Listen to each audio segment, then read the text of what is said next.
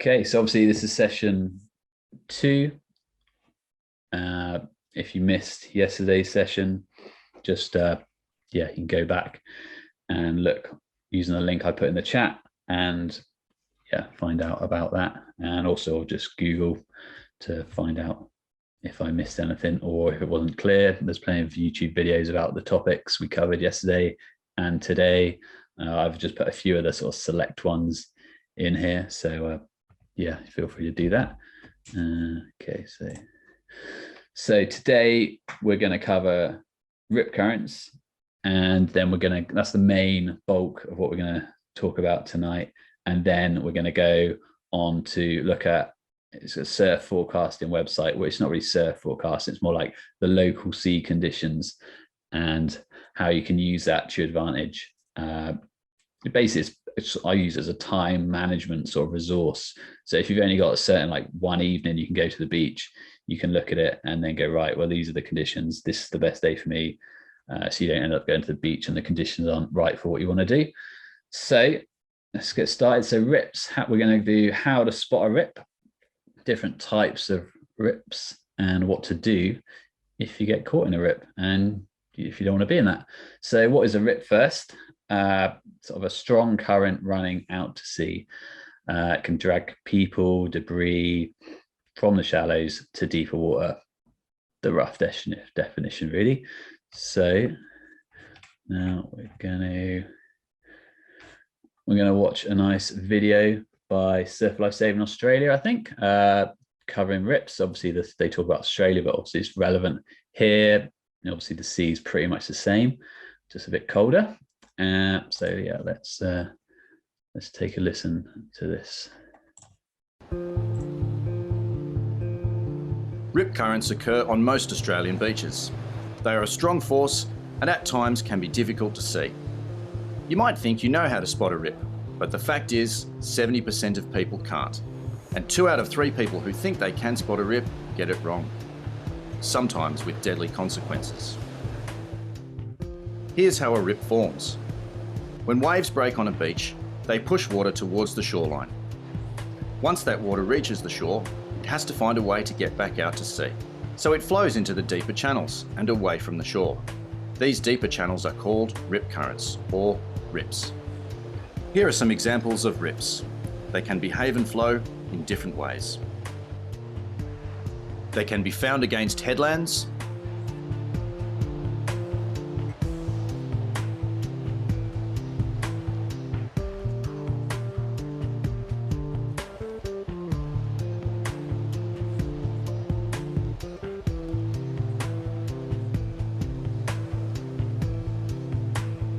sometimes they flow directly out to sea. They can also flow at an angle.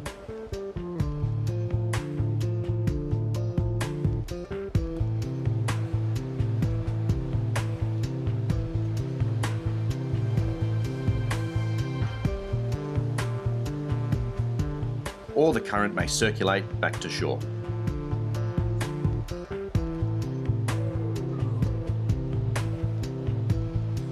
These are the things to look for. Deeper, dark-coloured water. Fewer breaking waves. A rippled surface surrounded by smooth waters. Anything floating out to sea, or foamy, discoloured, sandy water flowing out beyond the waves. Rips don't always show all of these signs at once.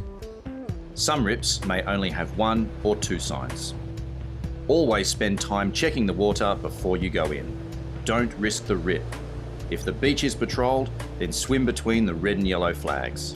Visit beachsafe.org.au or download the app to find out what you don't know about rips.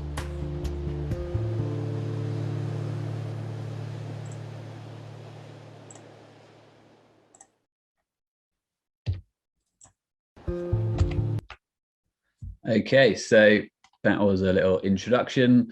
We're going to cover that more in detail, so you don't need to remember all of that stuff straight away because we're going to go over it quite a few times.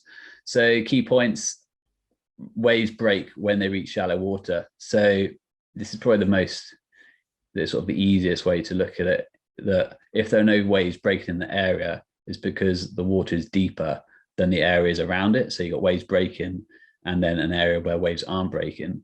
So the water is going to go into that deeper area and then back out to sea. So we're going to watch another video. This one is by Tyson from Gwithian Academy of Surfing, which is by the rock pool at Gwithian. So if you need surfing lessons, it's worth seeing him. So this is at Sennen, and then it goes on to Gwenver and then back to Gwithian, I think.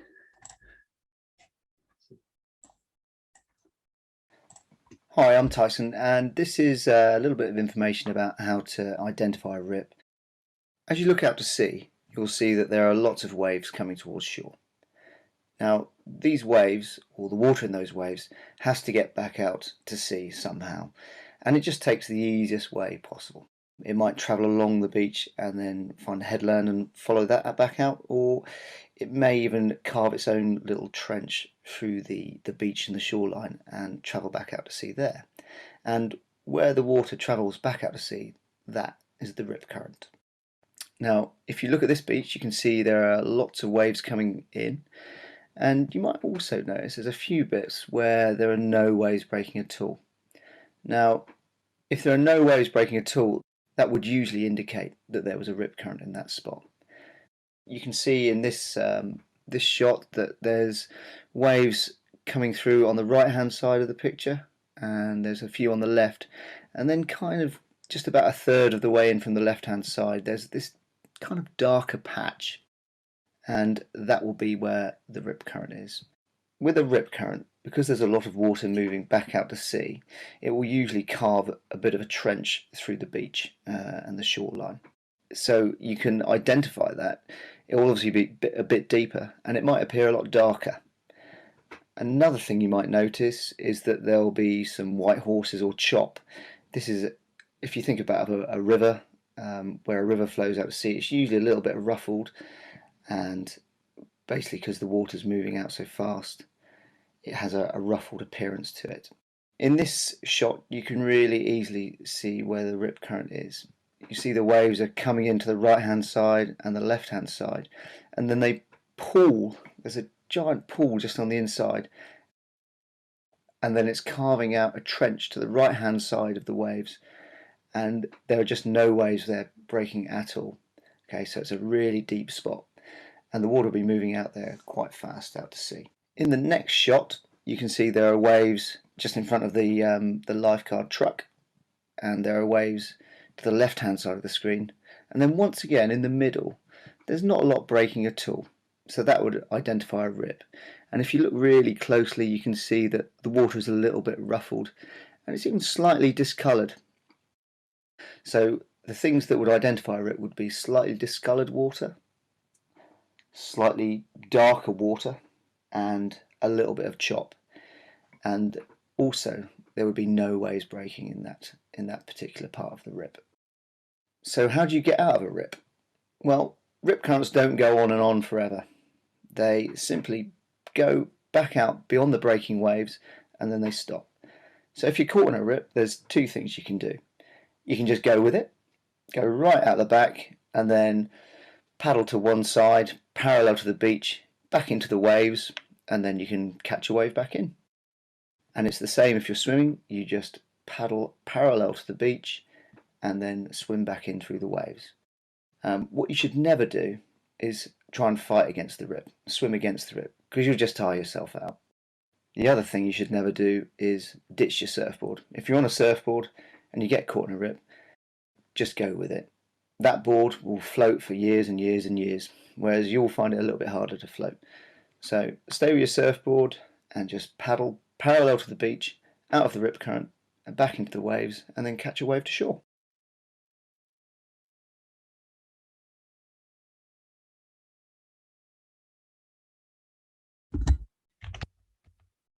Okay, nice one. So we're going to clarify how to spot a rip. So I would say that it's not always all these. It's not like a checklist. You go through them. Oh yeah, it meets all those 5 points. Yeah, cool. It's a rip. It might only be one of these or two of them. So it just depends. So deeper, darker water.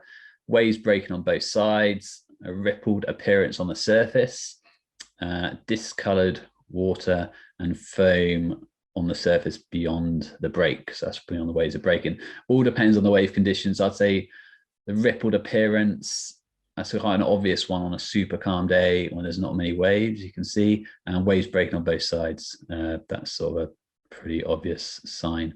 But with all these, if you're going to spot a rip, the best thing is to be up on a sort of high vantage point. So luckily all the cliffs are quite high around here. So in the car parks, before you go down onto the beach, this is where you want to be looking out. You want to be looking across. I mean, obviously you're going to go between the RNLI flags, but it's good practice to look anyway. Or if you're surfing, you might not be going between the flags. So you want to get a high vantage point. And like when we watched that video from Surf Life Saving Australia, some of them were quite hard to spot really. So you're going to be looking for a little while. It's not like you can look for like 2 seconds, go, right, there's the rip. There's a safe place.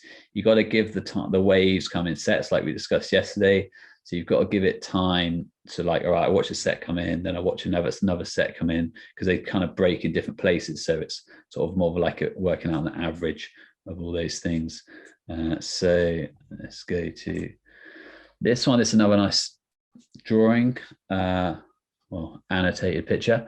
So you can see quite clearly you've got waves breaking, then an area where no waves breaking, and then an area waves breaking again, all the way sort of down the beach.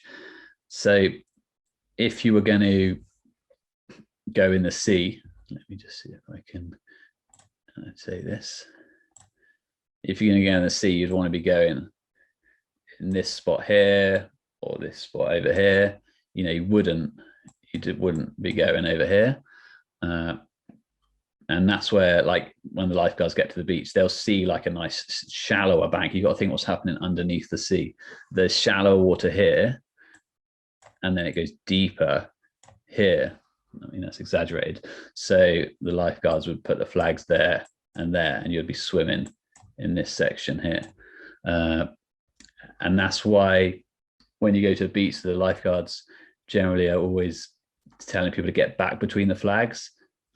Is simply because they know that if they drift over to the side here, then they're gonna then get into the rip and they won't be able to get out of it. So they've got to sort of react before they're in that situation. So this is where you'd be. So that's quite a nice obvious. And if you look on the beach as well, you can see there's like a gully there.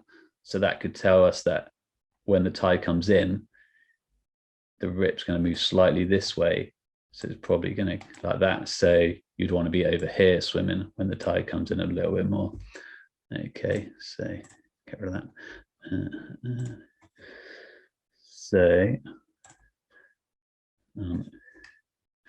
This is, I'll just play it now. You can talk through it. They put some dye, obviously eco sort of dye, it's not damaging the sea. And they just fast forward this and they can see exactly where you'd go. So if you were in the water, where would you end up if you just floated out to sea? And as you can see, as the dye gets out to the back of the waves, it sort of dissipates, it loses its power. So it goes quite fast out there and then it loses its sort of momentum. So, I mean, it'd be easy, just get to, if you were struggling, you just get to where the waves, where it's dissipating out the back and then just swim across in. So there's a nice poster on how to escape from a rip. I mean, it sounds quite dramatic. So number one thing, swim between the red and yellow flags. You're not going to have this problem 99% of the time.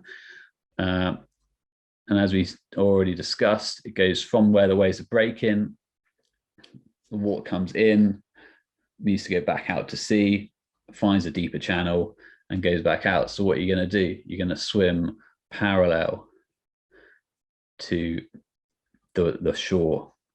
Yeah, generally this is the way all rips would work. I mean, we're going to cover a few later, which is slightly different. So you just want to go, yeah, perpendicular would that be to where the rip is taking you? And obviously if you think, oh, I'm too weak, I can't swim, you just signal for assistance. You know, you do what you did before, what we covered yesterday. You try and relax, you go onto your back, try and stay afloat, moving your hands a bit. Once you've like got your breath back, you've calmed down, then you signal for assistance. And as soon as you signal for assistance, the lifeguards will come down super fast. So you don't need to rescue yourself. I mean, it's if you can, great, but if you think you can't do that, or you're too scared, you don't want to go back into the waves to come back to shore if the waves are really big, signal for assistance, lifeguards come and get you. Because I mean, all that's going to happen is you're going to end up a bit further out to sea. You know, it's really not a big deal if you stay calm. If you don't stay calm, then it's not so good.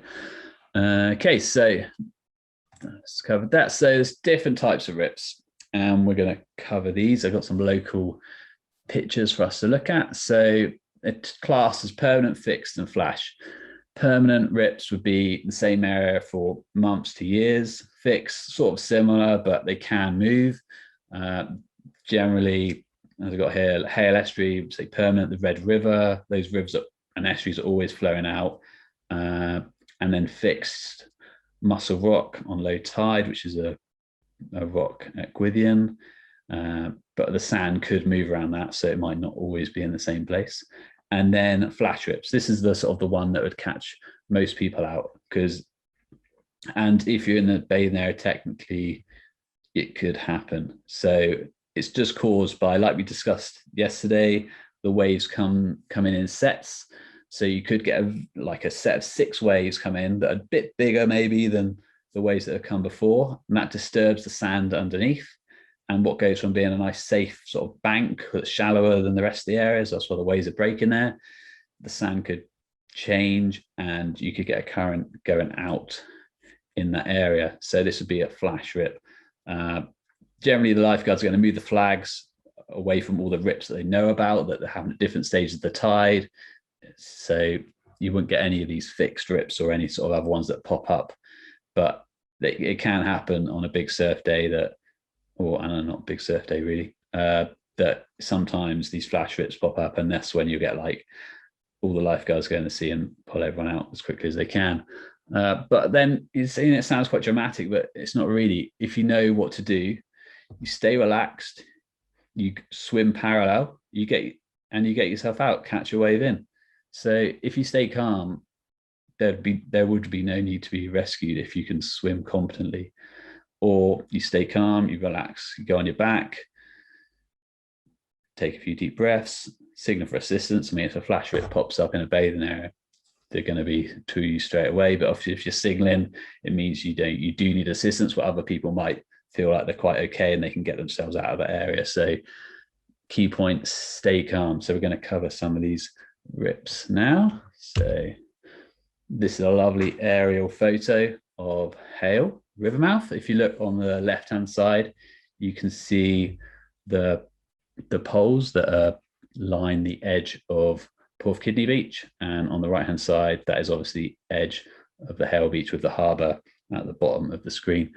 So it's quite obvious from this aerial view that the water is deeper and darker, and there are no waves breaking there. So that's a very obvious rip. But the reason why people always go into the river and other places is because it looks like they say, oh, I don't want to go in the waves, scared of the waves. This is nice and calm over here. What they don't realize, it's calm, but there's a strong current going out. Or they might see someone swimming and it might be bang on high tide, no current movement. 20 minutes later, the tide's rushing out. It's a totally different situation. So that is a good example of that. And that's always there, that's never changes. I mean, sometimes the river goes side to side a bit differently. It doesn't track all the same way. So let's just get the annotator out. So there'd always be, let's get bigger than that. There's pretty much always a red flag on this corner there, and the side when it's low tide and the lifeguards on at Porth Kidney, you'd see red flags dotted along this area here, and the same at Hayle. There'd one there, one further down there. So you kind of got to look out for the red flags. But if you know the river's a no-go area, which it is all the time, it's a permanently red flag, meaning danger, don't go in zone. So you'd never go in there, and look out for the red flags. There's I guess it's not ideal because everyone's using this car park, the gravel car park. I think it's called Harvey Town's car park now because it's free at the minute. And then there's no sort of beach signage up there either. So people are coming down onto this bit of the beach and then going in here. Whereas really, if you walked up this way a little bit, there is the Redneo flags would be situated over there. You think the lifeguards obviously want to limit the current as the tide comes in. It's coming in this way, so it's not just coming straight up the river here. It's coming in across and funneling in to this area. So if you're here, you're going to gradually drift across here. But if the Redneo flags are this way, then you've got a bit of time before you get out of your depth and flowing. I mean, flows in the harbour. Yeah, it's not ideal either way it goes, to be honest. So that is a good perspective of one of the biggest dangers on our local beach. So let's get rid of that. And now we're going to see if we can spot a few other rip currents. So this is a lovely photo by Callum at Saltshots. If you need some surf photography, he's the guy on his website. Links on the bottom of that website link I gave you. So this is Gillac Rock in the middle of Gwithian Beach. You're obviously up quite high on the cliffs here. You're looking down.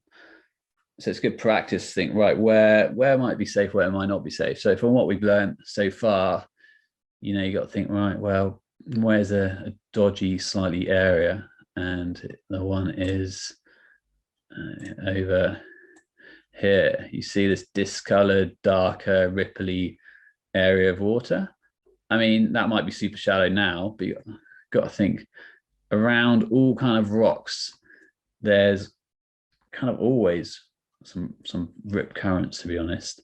So I think the Surf Life Saving Australia video did sort of mention it slightly, but I think if you see a rock on a beach, then don't swim next to it, would be the general advice, because there's generally currents around there.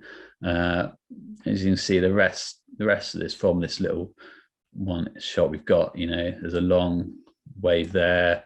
I mean, yeah, maybe this is a not so nice area, but apart from that, it's quite a nice day to go to the beach, to be honest.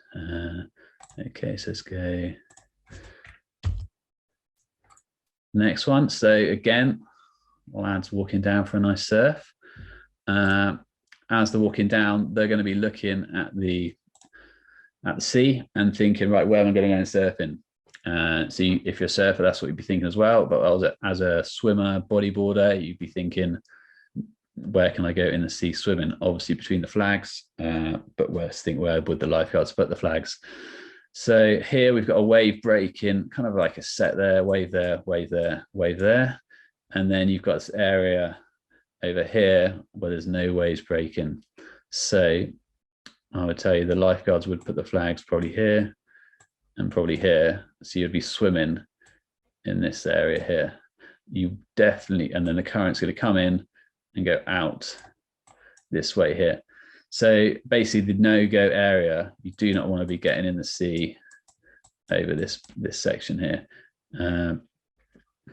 Again, here kind of looks all right. It's hard to tell from this image, but let's just get rid of all that stuff so you can see it clearer. So it's quite obvious if you just look at a few waves come in as you're walking down to the beach, you can pretty much see clearly which are the safer and not so safe areas. I mean, we've got a big tidal range, so you've got to be aware that in half an hour's time, the beach can look totally different. So that is something to consider. Let's go on to another one here. Okay, cool. Right, now onto the local I'll say most known rips, danger areas. Obviously things change. This is not, don't take this as absolute truth all the time. Sand changes, tides change, conditions are different. This is very general advice. I definitely wouldn't say, oh, Phil said it's okay to go in this bit, and definitely might not be. So let's move that out of the way. So this is Hayle Cove. You got the lifeguard hut here, Bluff Pub. Everyone should sort of know roughly what I'm talking about. Obviously, this image is taken at low tide, so you can't really tell. So the cove is here, and this, like we showed in the other one, that all the water coming in the river funnels in. So it comes in this way and funnels across. So the lifeguards generally put the flags there and then one further up.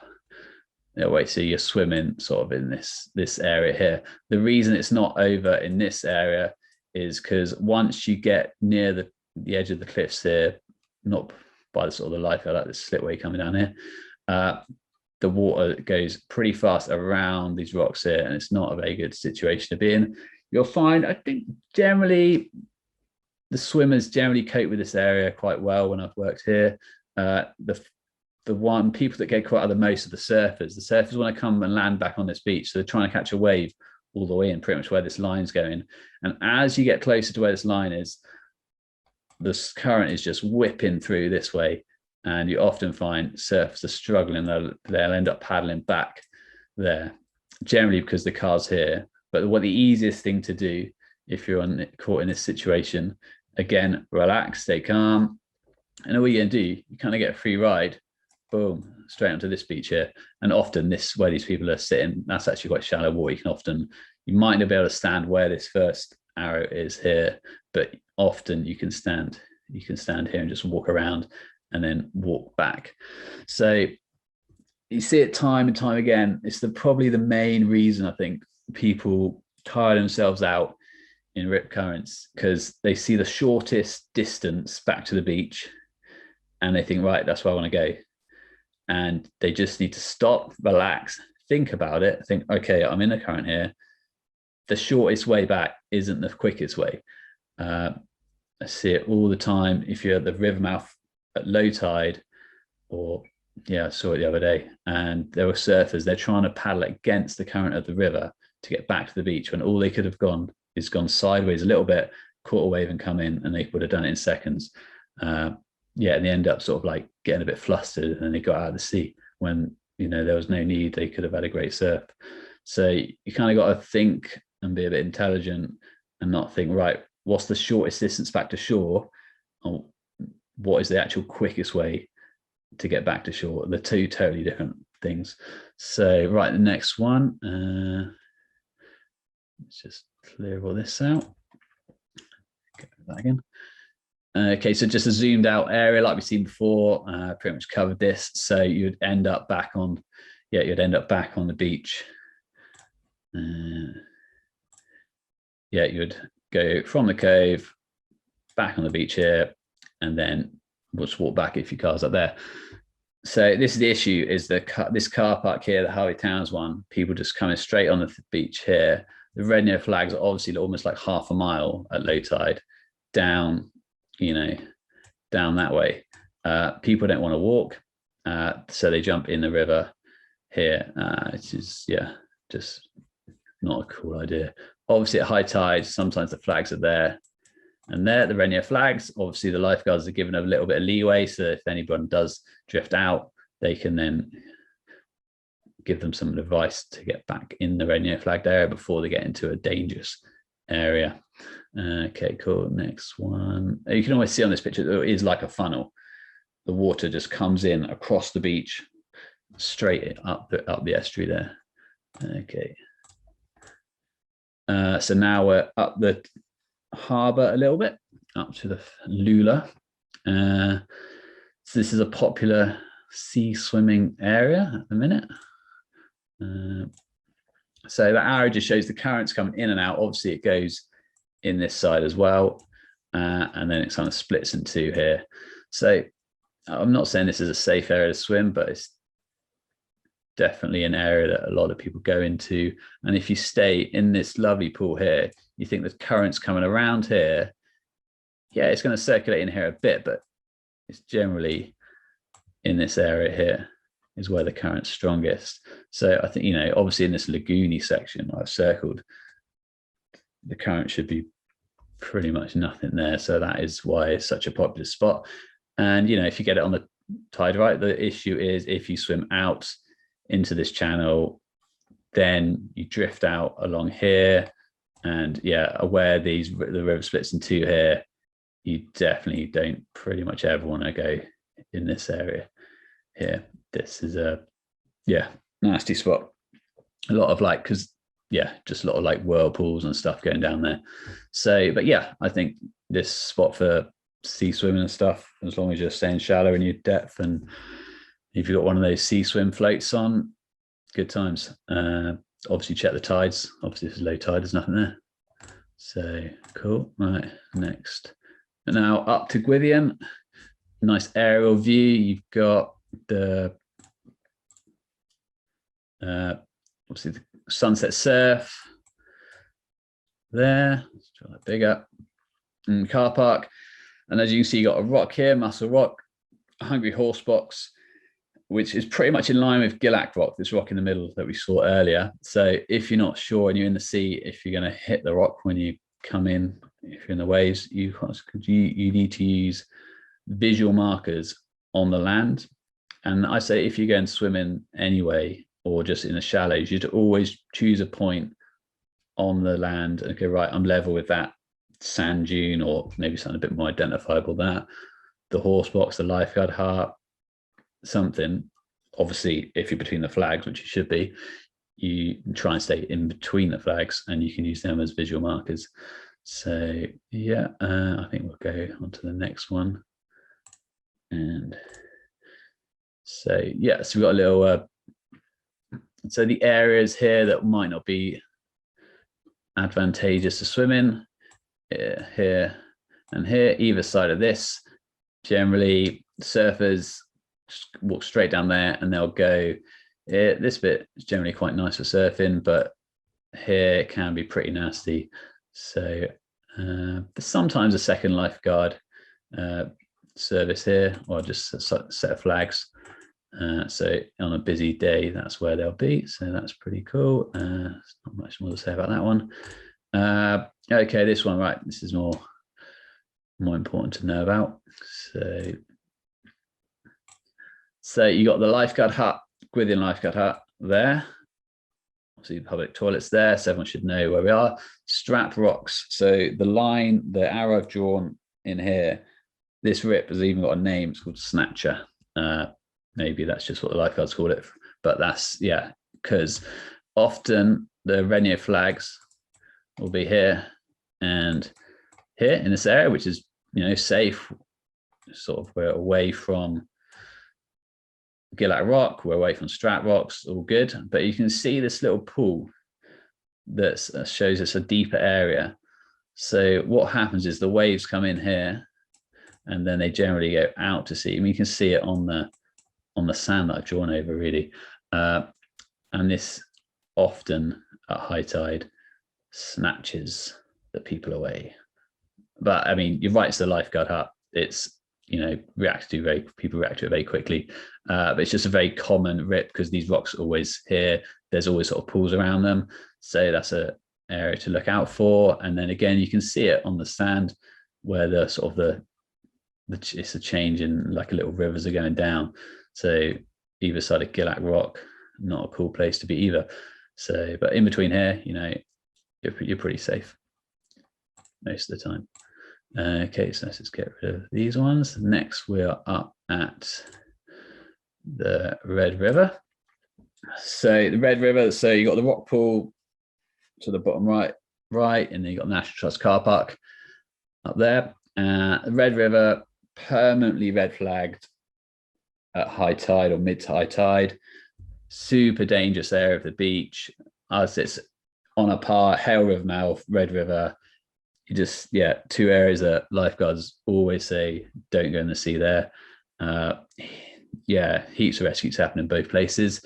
So there's always a red flag on the corner there once the tide kind of gets to mid tide.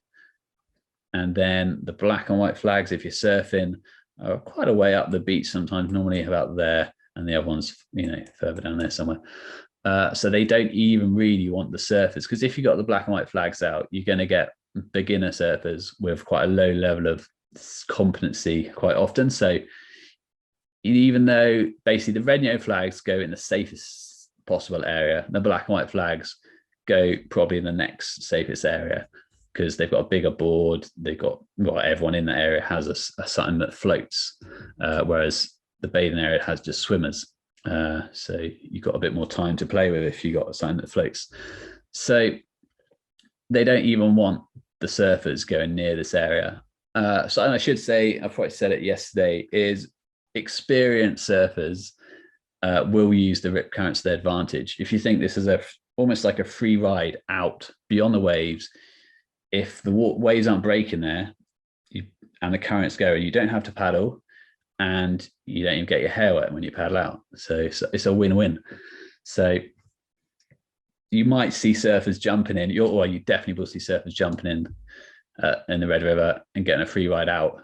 It doesn't mean it's safe to go swimming, or if you're not experienced surfing, you normally get in the shallows.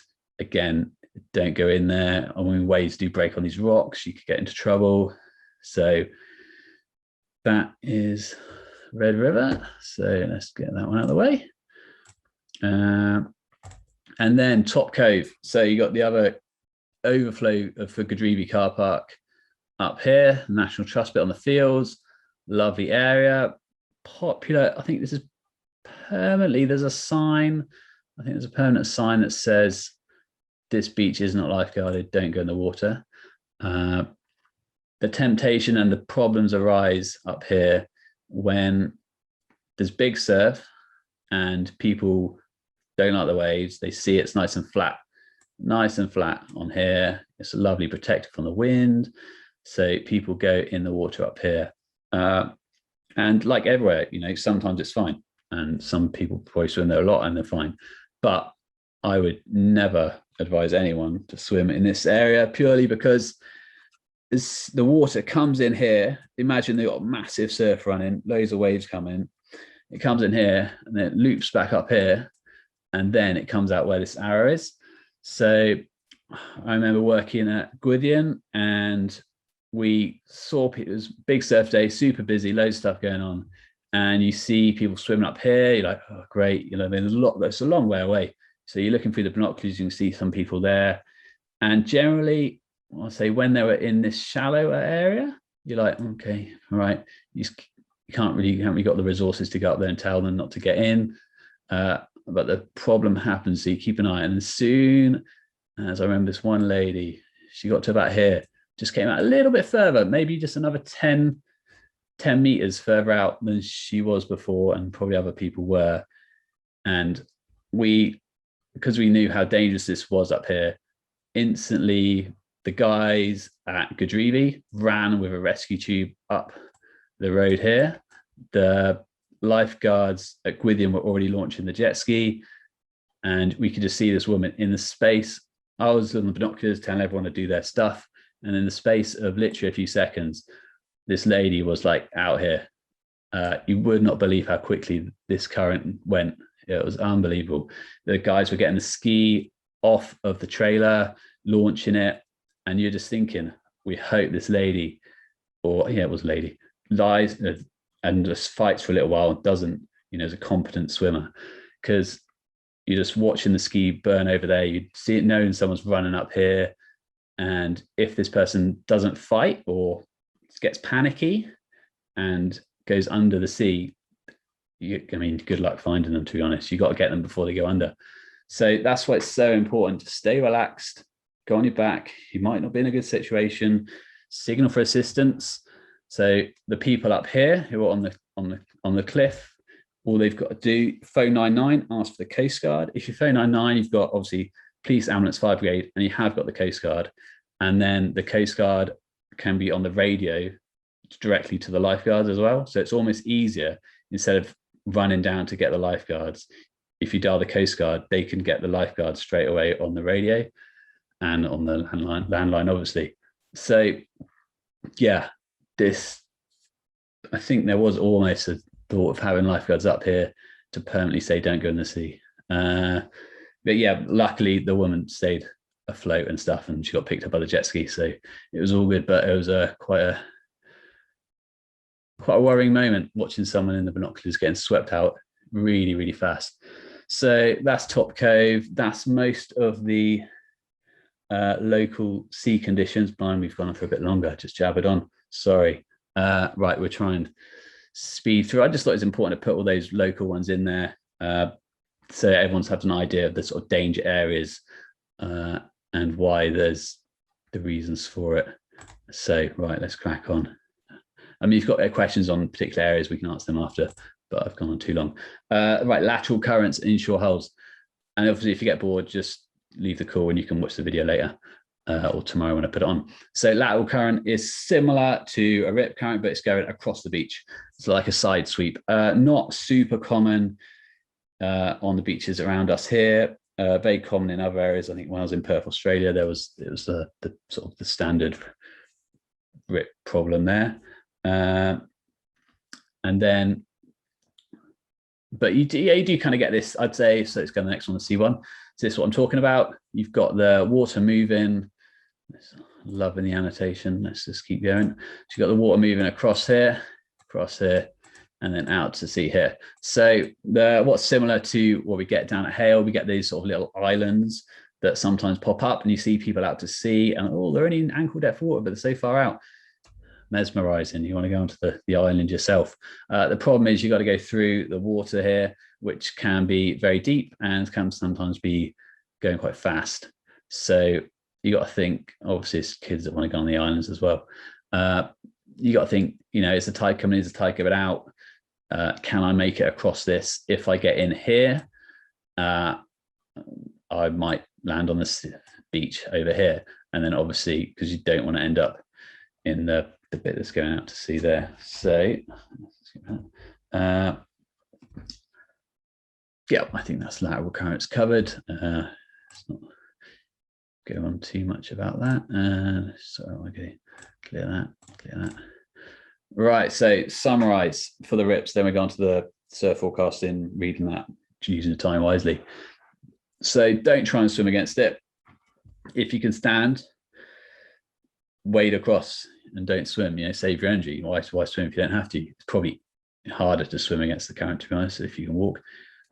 Swim parallel to the shore and then just come back in. The waves will generally wash you in anyway, so it doesn't really matter. Like literally a few waves hit you, you're washed into the shore if you're not in the rip.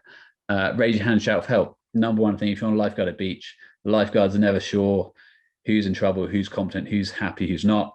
As soon as you raise your hand and shout for help, they will see you, or a member of the public will see you, because the lifeguards are looking. They've got a lot of people to watch, and they kind of can't look at everyone. But if someone's causing a scene or shouting, other people around them react to that as well. So it's very obvious what's going on. So yeah, that's the advice. I mean, it's pretty simple. There's nothing really to be worried about. I mean, I think if you use your knowledge, you don't end up in the situation. But if you do, you just relax, swim parallel, get back in, no drama. So assess situation calmly and signal for help. Nice one. So I'll quickly rush through these bits because it's not really that dramatic important. Some things, how to get through waves. To get through a wave, obviously take a breath. You're going to be underwater for a little bit while. Be streamlined. So be like, if you're going to dive into a swimming pool, hands in front, streamline like that underneath the sea, and the wave just goes straight over the top of you. You won't even feel it. So that's the best way to get through waves, and then just head up, carry on swimming for a bit, keep going, stay relaxed. You can swim out through massive surf. It's only when you get panicked that you sort of start getting nervous and you think you're in trouble when you're probably not. So find the right conditions. Things change all the time, and that's what we're going to go across now. So right, this is magicseaweed.com. This is a beach forecasting site. So I'm just going to take you through their webpage so you can read it, and it just helps you choose the beach you want to go to for whatever conditions you're doing. So at the top, this is Gwithian's one. Obviously, there's ones of different beaches around the UK and the rest of the world. I think the Magicseaweed guys are based in Devon, so it's pretty cool. So at the top, you've got a webcam.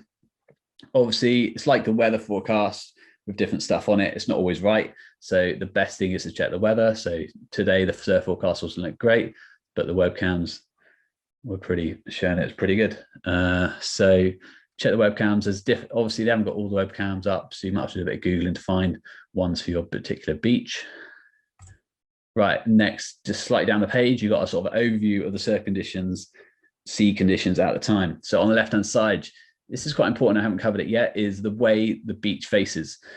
It's kind of an obvious thing, but we're super lucky with the Hayle-Gwithian, down to Hayle, Porth Kidney, and the St Ives beaches. The swell comes in from the Atlantic. So the beaches that face west get the full brunt of that. Beaches that obviously are more sheltered face north. The beaches that face east get obviously a lot less. So if you think the surf's quite big, you look at the surf at Gwithian, too big for me, but you've got the whole, it gradually gets smaller as you go down Hayle, and then obviously on a big day, even at Porth Kidney, Hawke's Point, Carbis Bay. So we're super lucky, you can choose pretty much where you want to go, what size waves do you want to go into for your ability or what you're feeling like that day. So we got quite lucky like that. Not a lot of places are quite as fortunate. So then you got wave size. It's just that was taken, when was this, like a month ago when I did this. So wind direction, swells, basically, yeah, you don't really need to worry about that so much. Air temperature and sea temperature, and then we've got the tides on the right hand side like we went through yesterday. So you got the graphical form at the top and high tide, low tide. And I even use this for the first light, sunrise, sunset, and last light.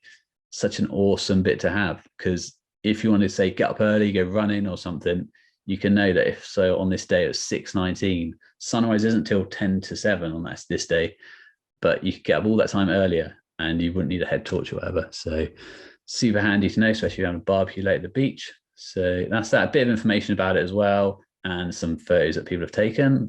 So down there, you've got these 7-day sort of forecast, an overview of what comes later. So you've got the day, and this is like the most handy bit to look at, the swell height, the height of the waves hitting the beach. And then below, you've got the wind direction and the wind speed. So, I mean, this was pretty nice. So if you look at that this week, if you went on this chart today, I think today it's all red, the wave's quite big.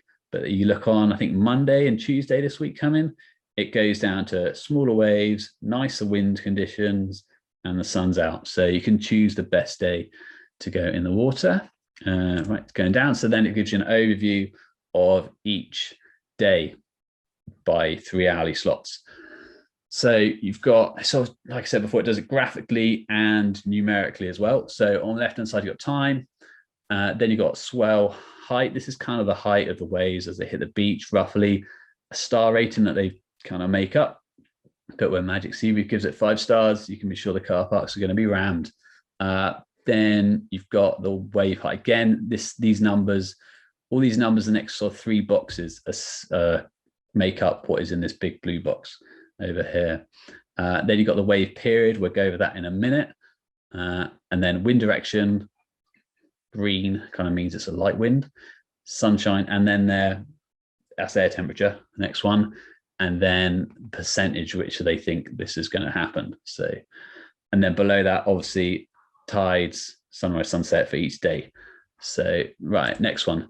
So, obviously, get Google Maps up, see which beach faces which direction. So, if you look at Gwithian and you're like, oh no, waves are massive, or it's really onshore, and you're not too familiar with the area, if you get Google Maps up, look at the beaches, which face what different direction, so you think, well, Gwithian's too big, right? I look at Carbis Bay. Okay, yeah, that's dead flat, maybe not there. Or look at Hayle. Okay, that's more like it. So wave period, I'll cover this briefly. You can read that. But if you want, basically, if the wave period, this is the distance between one wave and the next wave.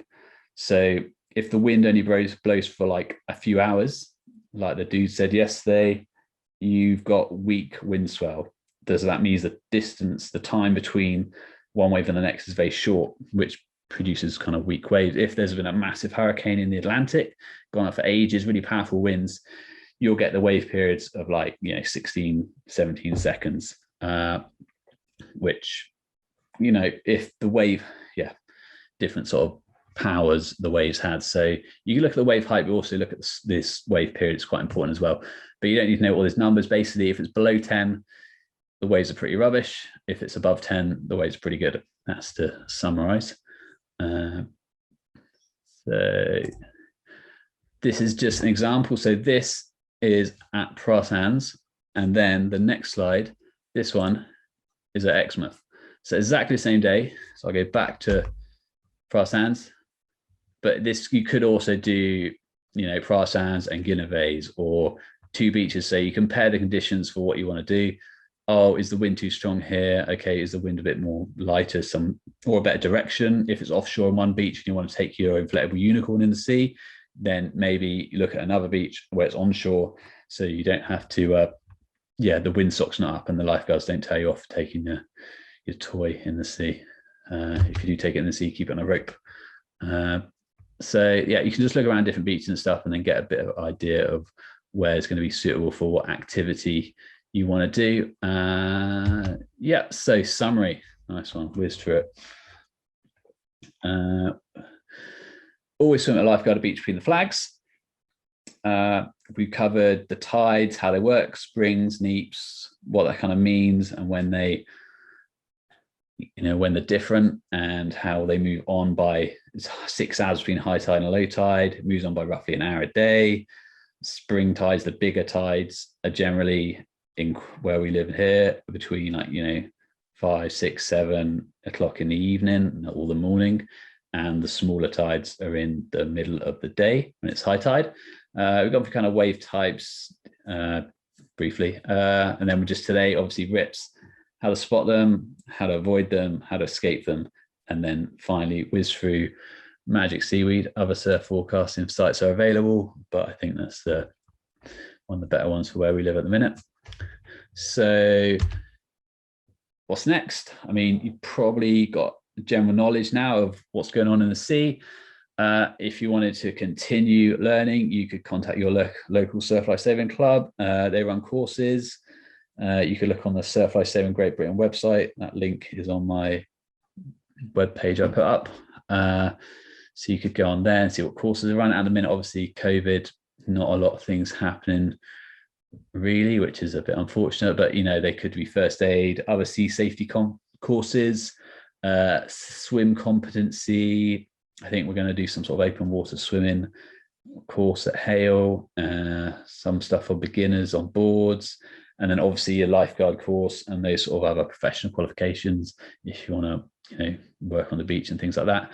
And here we've got a load of life-saving clubs to choose from, so take your pick. And there's also other ones like Guineveys and Falmouth to do lots of stuff, and up the line in UK there's heaps as well. So as I said before, the slides and this video are going to be recorded and they're all on lifesave.org, along with links to all the other resources, so feel free to look at that. If you've got any questions, I'm going to take questions now, but if you think later on, you can contact me through there, and I can see what's going on. Okay, so I will stop the screen share now, and if anyone's got any questions, feel free to ask them.